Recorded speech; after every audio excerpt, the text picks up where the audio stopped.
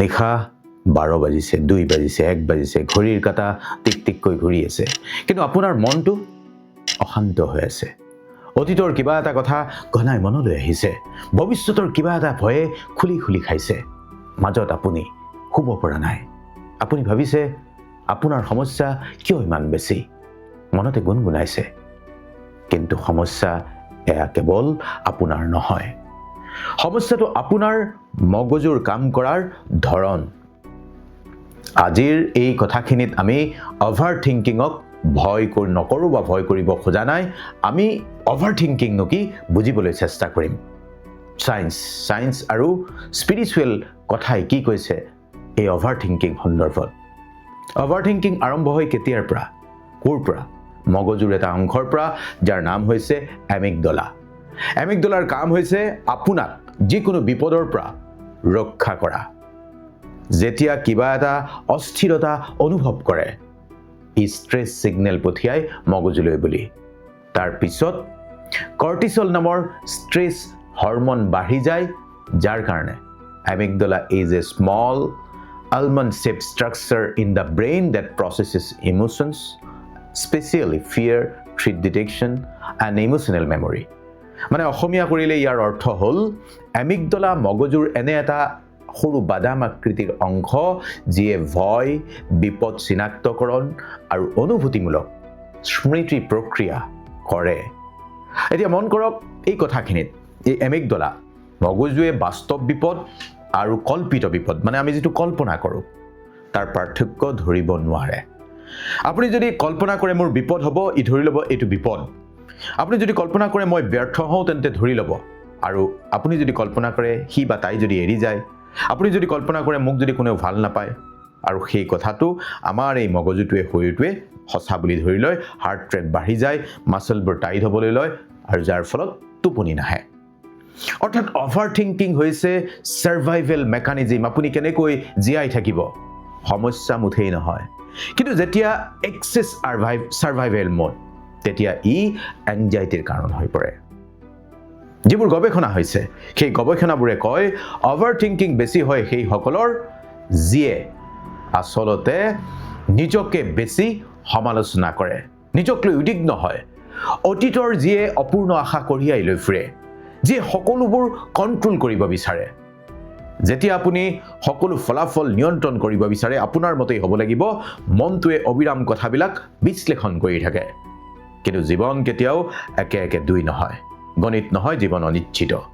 আৰু যিয়ে অনিশ্চিত জীৱনটো গ্ৰহণ কৰিব নোৱাৰে, তেওঁৰ মন কেতিয়াও সম্পূৰ্ণৰূপে শান্ত নহয়। এই যে দুটা এটা বাজে, আধ্যাত্মিকতাই কি কয়, শুব যেতিয়া নোৱাৰে, মনটো সঁচাকৈয়ে এটা শক্তিশালী যন্ত্ৰ। কিন্তু আপুনি মন নহয়, you are not mind. Mind MIND, আপুনি মনটো চোৱা চিতা কৰা এটা সত্তা। যেতিয়া চিন্তা আহে আপুনি কয় এইটো মোৰ চিন্তা, কিন্তু চেষ্টা কৰক, কওক এইটো এটা চিন্তা মাত্ৰ, মই জাষ্ট অলপমান ভাবি চাইছোঁ। এটা সৰু পৰিভাষাই আপোনাৰ, এটা সৰু বাক্যই আপোনাৰ জীৱনবোধ সলনি কৰি দিব। যেতিয়া আপুনি চিন্তাৰ সৈতে একাত্ম নহয়, চিন্তাৰ শক্তি তেতিয়া কমি যায়। ধ্যান, প্ৰাৰ্থনা, নীৰৱে থকা এইবোৰে মগজুৰ প্ৰি ফ্ৰণ্টেল কৰ্টেক্স নামৰ অংশটো সক্ৰিয় কৰে। এইটো কি হয়? এইটো অংশত যুক্তি আৰু শান্ত সিদ্ধান্ত লোৱা প্ৰক্ৰিয়াটো চলে। অৰ্থাৎ স্পিৰিচুৱেল প্ৰেক্টিছ মাত্ৰ বিশ্বাস নহয়, ই হৈছে নিউৰোচায়েন্স। আমি ভগৱদ গীতাৰ কথা আপোনাক কৈ থাকোঁ। আমি যে ভগৱদ গীতাত কোৱা কথাবোৰ আপোনাক বিশ্লেষণ কৰোঁ, তাতো ক'ৰবাত কোনোবাখিনিত আপুনি মানক নামানক চায়েন্স আছে। আপুনি যেতিয়া ডিপ ব্ৰেথ কৰে, মানে ঘনকৈ উশাহ লয়, তেতিয়া ষ্ট্ৰেছ কমে। চিন্তাটো এৰি দিয়ক। এক্সাৰচাইজ কৰিলে কি হয়? এণ্ডৰফিন নামৰ হৰমন বাঢ়ে, আৰু যিটো হৈছে এটা নেচাৰেল ষ্ট্ৰেছ ৰিলিভাৰ। আপুনি সকলো নিয়ন্ত্ৰণ কৰিব নোৱাৰে এই পৃথিৱীত, এই সত্যটো আপুনি মানি লওক। ভগৱান শ্ৰীকৃষ্ণই কৈছে you are not here to control life, you are here to live life accepting it as a journey. আপুনি ডিজিটেল নইজ যেতিয়া কমাব, ডপামিন বেলেঞ্চ হ'ব। বুজি পাইছে? মানে ছ'চিয়েল মিডিয়া, ভিডিঅ' গেম, এইবোৰে ডপামিন নিঃসৰণত সহায় কৰে। এইবোৰ যেতিয়া কমাব, বেলেঞ্চ হ'ব।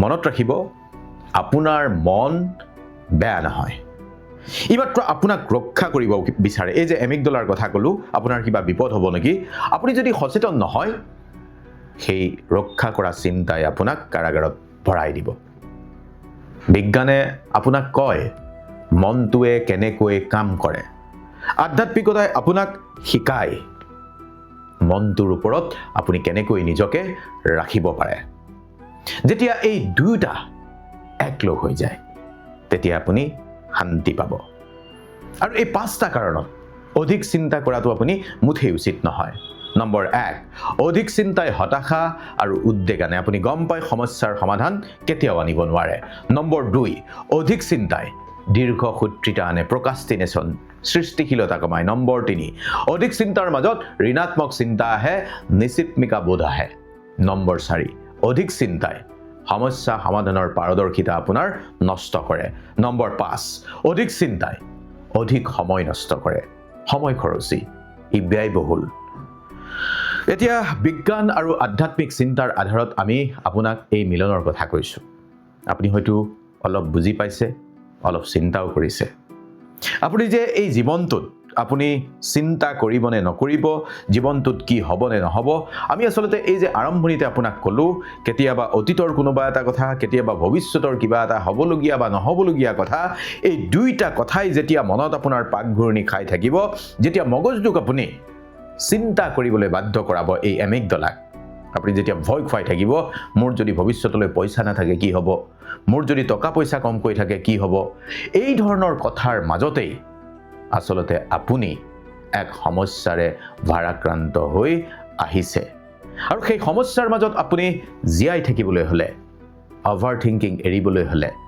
আপুনি বিজ্ঞান মানক আপুনি এক্সাৰচাইজ কৰক আপুনি শৰীৰটো মনটো কেনেকৈ স্থিৰ কৰিব পাৰি তাৰ অভ্যাস এনেকৈ আপুনি কৰক আসলতে আপোনাৰ বা মোৰ জীৱনত অভাৰ থিংকিং কোনোবা নহয় কোনোবাটো মুহূৰ্তত আহিব আহে সেই কথাটো মুঠেই উদ্বেগজনক নহয় আহিব পাৰে অহাটোৱে স্বাভাৱিক কাৰণ আপোনাৰ মনটোৱে মাইণ্ডটোৱে আপোনাৰ সুৰক্ষা বিচাৰে অৰ্থাৎ এই যে ক'লো এমিগডলাত কিবা বিপদ হ'ব নেকি সেই কথাটোৰ সন্দৰ্ভত চিন্তা কৰা হয় আলোচনা কৰা হয় বা চিন্তাটো উৎপন্ন হয় প্ৰচেছ কৰা হয় গতিকে এই এমিগডলাই যিহেতু আপোনাক এই পৃথিৱীত জীৱনত সম্ভাৱ্য বিপদৰ পৰা ৰক্ষা কৰে গতিকে এমিগডলা লাগিব আপোনাক কিন্তু ইয়াৰ যেতিয়া অভাৰ ইউজ হ'ব যেতিয়া আপুনি বেছিকৈ ভাবিব কথাবিলাক যেতিয়া আপুনি বেছিকৈ ভাবিব পাৰে বেছিকৈ যেতিয়া ভৱিষ্যতৰ কথা ভাবিব বেছিকৈ যেতিয়া অতীতৰ অপূৰ্ণ আশা এটাৰ কথা ভাবিব বেছিকৈ যেতিয়া আপুনি